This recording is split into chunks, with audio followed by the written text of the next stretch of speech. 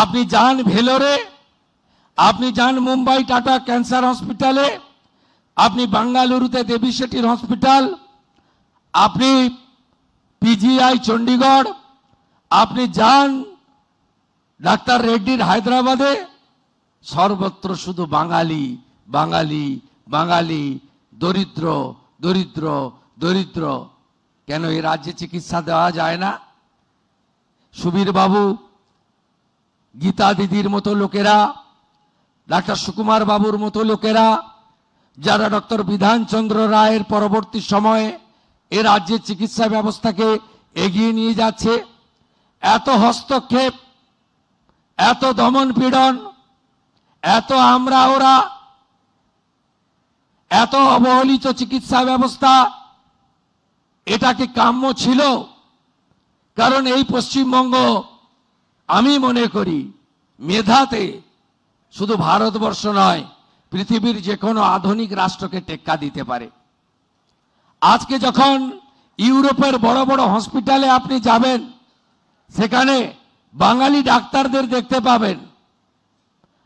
আমি অনেকদিন এমপি ছিলাম, দিল্লি যাতায়াত করতাম, প্রচুর এনআরআই বিদেশে থাকা সিনিয়র ডাক্তাররা, তারা সব যাতায়াত করতেন বছরে দুর্গাপুজোর সময় বা যখন ওখানে প্রচন্ড বরফ পড়ে, উইন্টার ইত্যাদি হয়, ওরা আসেন এখানে। অনেকের সঙ্গে দেখা হতো, পরিচয় করতাম। কেউ যুক্তরাষ্ট্র, কেউ যুক্তরাজ্য, কেউ জার্মানি, কেউ ফ্রান্স, কেউ কানাডা, সব বড় বড় হসপিটালগুলোতে নেতৃত্ব দিচ্ছেন, এইচওডি হয়ে বসে আছেন এই বাঙালি চিকিৎসকরা। আর বাংলার লোকগুলো ভেলোরে লম্বা লাইন দিয়ে দাঁড়িয়ে আছে। বাংলার লোকগুলো মুম্বাই টাটা ক্যান্সার হসপিটালের সামনে লাইন দিয়ে দাঁড়িয়ে আছে। তার সঙ্গে অন্য রাজ্যের লোক দাঁড়িয়ে আছে, তার হাতে আয়ুষ্মান ভারতের কার্ড, এমআরআই স্ক্যান, রক্ত পরীক্ষা।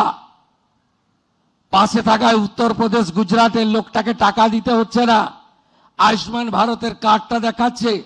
আর পশ্চিমবঙ্গের লোকটা, গরিব লোকটা ওর দিকে তাকিয়ে আছে করুণ দৃষ্টিতে, আর 12,000 টাকা, 14,000 টাকা, 18,000 টাকা পরীক্ষার বিল মিটাচ্ছে। এটাই কি বাংলায় কাম্য ছিল? এটাই কি বাংলায় কাম্য ছিল? হসপিটালগুলোতে বিহাল অবস্থা, রুগী শুয়ে আছে, তার সঙ্গে কত প্রাণীও শুয়ে আছে যাদের সেখানে থাকার কথা ছিল না। কি অবস্থা করে রেখেছেন হসপিটালগুলো, কি অবস্থা করে রেখেছেন স্বাস্থ্য ভবনে, কি অবস্থা করে রেখেছেন মেডিকেল কলেজে। কেন যোগ্যতমের উদ্বর্তন হবে না?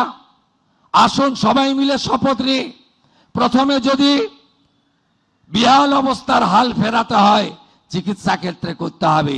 এই 1.5 মাসে আয়ুষ্মান ভারতের মৌ চুক্তি স্বাক্ষরিত হয়েছে। এই 1.5 মাসের মধ্যে আয়ুষ্মান ভারত চালু হয়েছে। এই 1.5 মাসের মধ্যে আজকে এই মহতি দিনে, আজকের এই সুন্দর দিনে, আজকের এই অত্যন্ত গুরুত্বপূর্ণ দিনে আমরা এই কয়েকটি ছোট্ট প্রয়াসের মধ্য দিয়ে স্বামীজির যে মহান মন্ত্র চরৈবতী চরৈবতী, এই মন্ত্রে আমরা এগিয়ে যাই।